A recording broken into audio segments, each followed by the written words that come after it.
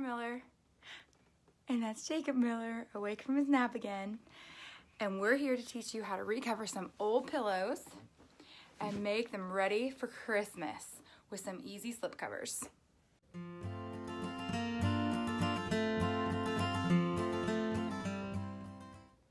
You'll need a sewing machine, an iron, your basic sewing gear, pins, measuring tape, and some scissors, and at least a yard of fabric in your choice. My fabric was quite thin, so I also had a yard of quilting batting. That worked really well. Optional accessories include a rotary mat, rotary ruler, and a rotary blade, or a serger if you have one. The first thing you're going to do is measure the exact size of your pillow. Mine is 18 inches by 18 inches. And then you're going to add an inch all around for your first square, which means my square will be cut to 19 inches by 19 inches.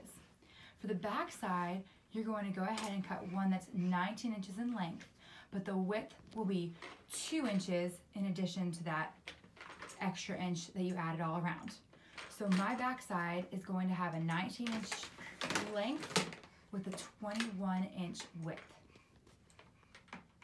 Here are my two squares, just to give you a mental image. The top square over there is a 19-inch by 19-inch, and this bottom square is 19 inches lengthwise and 21 inches widthwise.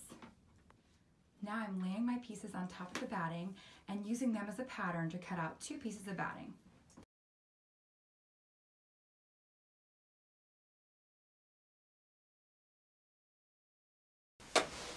The next step will be to serge all around the edge, keeping the batting and your fabric really even. Now, if you do not have a serger, which is, okay Jacob, if you do not have a serger, which is very likely, you can also do a running stitch, which is a really long, regular sewing stitch all around the edge. And this feels maybe like a step you should skip, but don't be tempted to skip this because it's very important with the finishing of your pillow that it all stays together and becomes a very professional finish.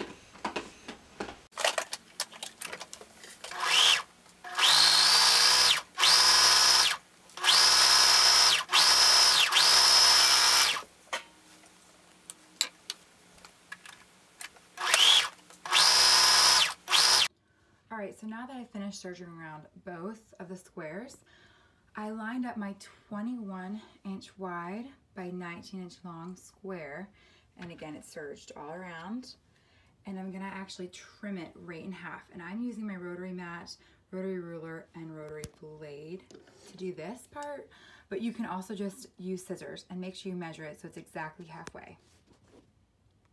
So at this point you can go to your iron, and what you'll be doing is the edge that you just cut and serged, you're going to be pressing it underneath. So I like to flip it all over and just take the edge here and press it up, and you're actually going to press it up measuring this to be 1/2 inch wide. I'm actually not going to use my iron and press this fabric just because it's a very finicky fabric, but I recommend that you definitely press it if you're using a cotton, upholstery fabric, or flannel. Now go ahead and pin that really well, and you will be stitching it down. So here I have it all pinned and ready to get stitched.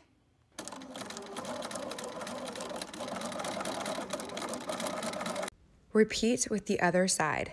All right, now to measure where my ribbon is going to be, one side will have ribbon on top of the gold piece and the other side will have ribbon underneath. And this way, when the pieces lay on top of each other, it will tie evenly. So we're gonna make this piece the ribbon on top. So the first thing I'm gonna do is match up halfway. So my halfway point is 9.5, which is right here. And I'm just folding my ribbon just a little bit. And I'm gonna place it right at the 1/2 inch mark, and I'm gonna just leave it so it sticks out to 1/2 inch and pin it in place. All right, it's now pinned on this other side, so as you can see, the ribbon is pinned underneath. I still folded down that raw edge just to prevent fraying when I wash it. You don't have to do that, but that's just what I like to do. And so You're now going to do a nice secure stitch. I went ahead and just followed the exact same stitching I have here, but I knotted it on the beginning and end of the ribbon, starting and ending, and that gave it a really secure and strong, safe. All right, so the ribbon on top, I'm going to do a stitch right here so that the inside of my presser foot is just following along this folded edge of the ribbon. I'm knotting at the beginning and end, and I'm also going to do another stitch following along this top stitching line.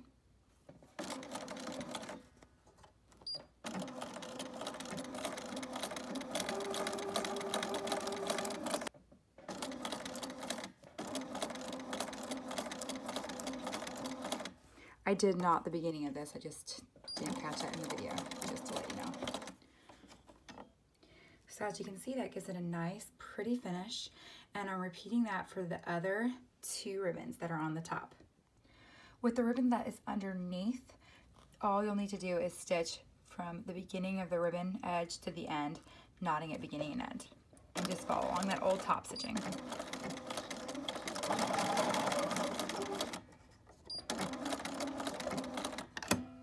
Out your 19 by 19 inch square, or whatever size square your pillow is, and then you're going to be layering the two rectangles right sides on top.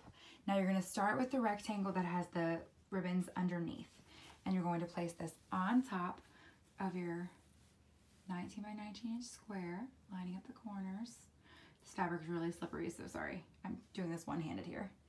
And then you'll take the next rectangle that has the ribbons on the outside, and you'll lay that on top. Oh my word, moves everywhere. Lining up the corners, and then you're gonna pin all around this really well.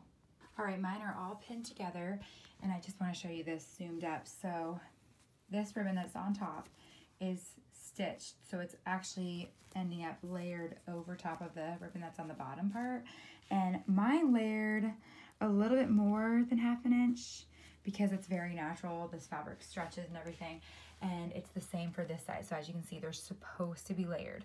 You want the squares and all the corners to match up. So first pin up every corner and then line up the middles and allow them to overlap. Now I'm going to be stitching all around the square, like literally all around. I'm not leaving any holes or anything, and I'm stitching it using a ½ inch seam allowance. All right, I've sewn around the entire square, and now I'm going to be flipping it all through the back. I poked the corners out really well, and as you can see, this is overlapped by a little over ½ inch, which is really nice, and these ribbons will be able to be tied together to keep that back intact.